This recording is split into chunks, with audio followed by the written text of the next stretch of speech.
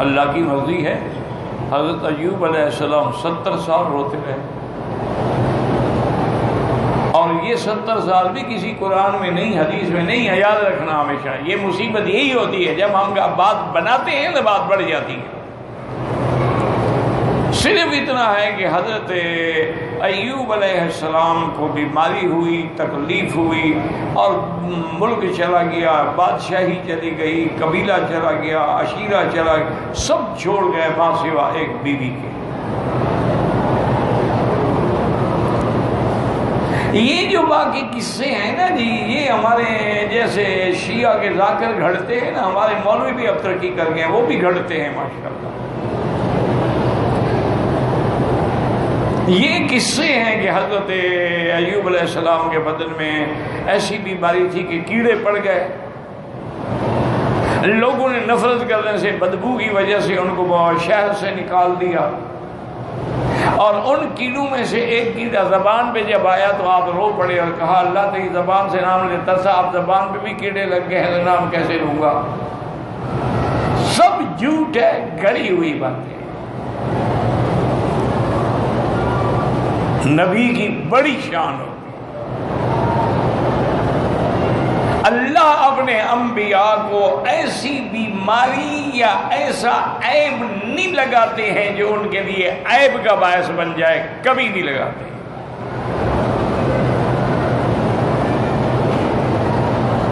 جب قرآن نے نہیں بتلایا ہمیں کہ کیا بیماری تھی تو مولوی صاحبان کو کہاں سے کیڑے مل گئے؟ قرآن کہتے ربی انی مسنی الضر وانت ارحم الراحمین، یا اللہ مجھے یہ دکھ پہنچا ہے، آپ رحم فرمانے والے ہیں، رحم فرمائیں۔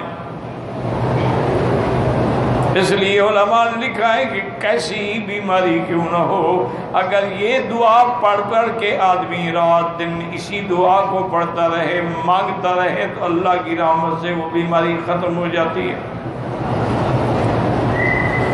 رب انی مسنی الضر وانت ارحم الراحمین، اور اسی طرح دوسری آیت میں رب انی مسنی الشیطان بنصب، کسی جگہ نہیں کہ مجھے کیڑے پڑ گئے ہیں، میں بیماری کو، اس بیماری کا اللہ نے نام بھی نہیں دیا۔ اللہ اکبر۔ اسی لیے آپ دیکھیں کہ کسی لنگڑے کو خدا نے نبی نہیں بنایا، کسی اندھے کو نبی نہیں بنایا، کسی بیماری والے کو، تاکہ میرے انبیاء کی نہ جسم پہ داغ لگے نہ اسم پہ کوئی عیب لگے، انبیاء پاک ہوتے۔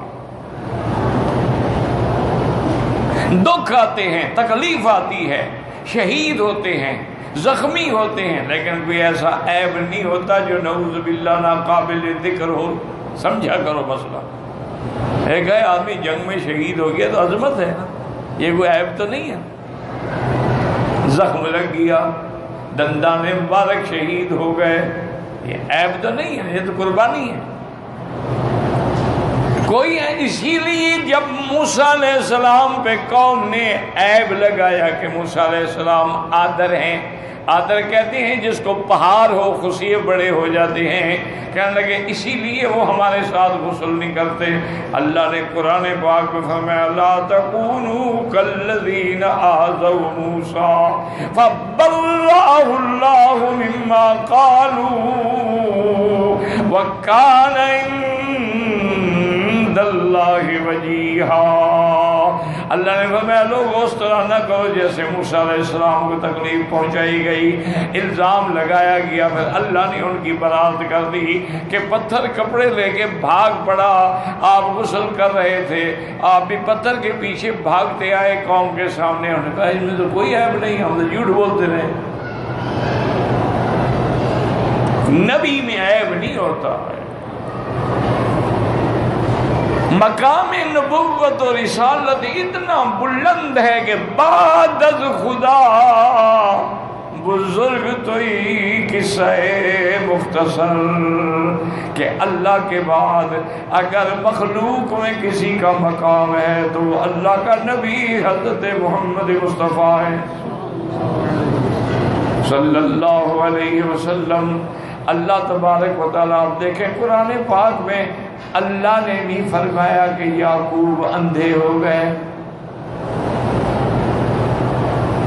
یہ تو ایک اتنا ملتا ہے کہ موسیٰ حضرت یوسف نے کہا کہ اذهبوا بقمیصی ھذا فألقوه على وجه ابی یأت بصیرا۔ تو اب بصیر کی ضد عامہ ہوتا ہے، اس سے بعض لوگوں کو مغالطہ تو ہے، لیکن اللہ نے تو پیغمبر کے بارے میں خود نہیں فرمایا کہ وہ نابینا ہو گئے۔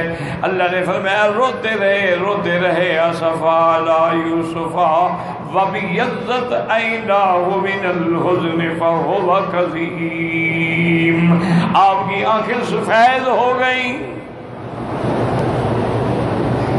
کتنا شان ہے پیغمبر کا کہ اللہ ان کے لیے وہ لفظ استعمال فرماتے ہیں۔ کبھی غور ہی کرو تو پتہ لگے نا جی، اب جب لوگوں نے یہ دیکھ لیا ہے نا جی کہ جتنی نئی باتیں کی جائیں نا کہتے ہیں سبحان اللہ ماشاء اللہ، یہ جی آج تک ہم نے سنا ہی نہیں تھا، کیسے سنتے نا قرآن میں ہے حدیث میں، سنتے کیسے؟ یہ تو ساری مواہب اللدنیہ کی اور ساری ان کتابوں کی روایات ہیں جو محدثین کے نزدیک قابل اعتبار ہی نہیں۔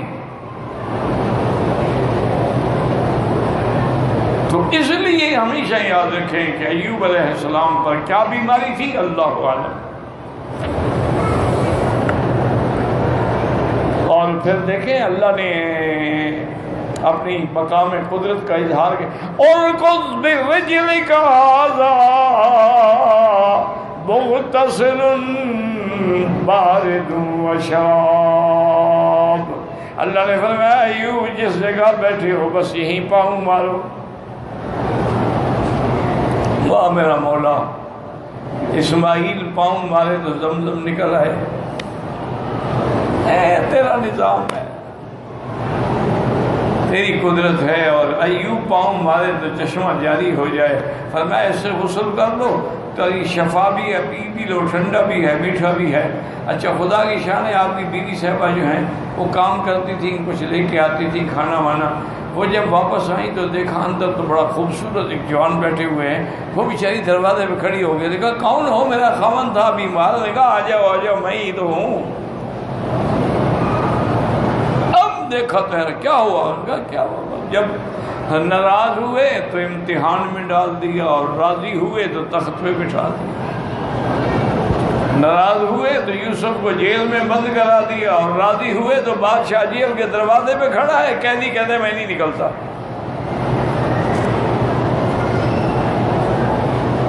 یہ مقام ہے سمجھنے کی، خدا کے لیے کوشش کیا کرو۔ کتنا بڑا مقام کہ اب وہ عزیز خود آگے کھڑا ہے، دروازے پہ کھڑا ہے، قید خانے کے دروازے پہ کھڑا ہے۔ حضرت آپ ہونے کا بالکل نہیں۔ پہلی بات یہ ہے کہ جو مجھ پہ الزام لگا تھا، ما بال النسوۃ اللتی قطعن ایدیہن، جنہوں نے انگلیاں کاٹی، الزام لگا، پہلے تحقیق تو کرو، جب تک میرا دامن صاف نہ ہو میں باہر نہیں جاؤں۔ یہ مقام نبوت ہوتا ہے۔ بادشاہ کو بھی بات سمجھ آ گئی کہ بات تو ٹھیک ہے ان کی، جس الزام میں مجھے جیل میں ڈالا گیا پہلے اس الزام کی تو تحقیق کرو۔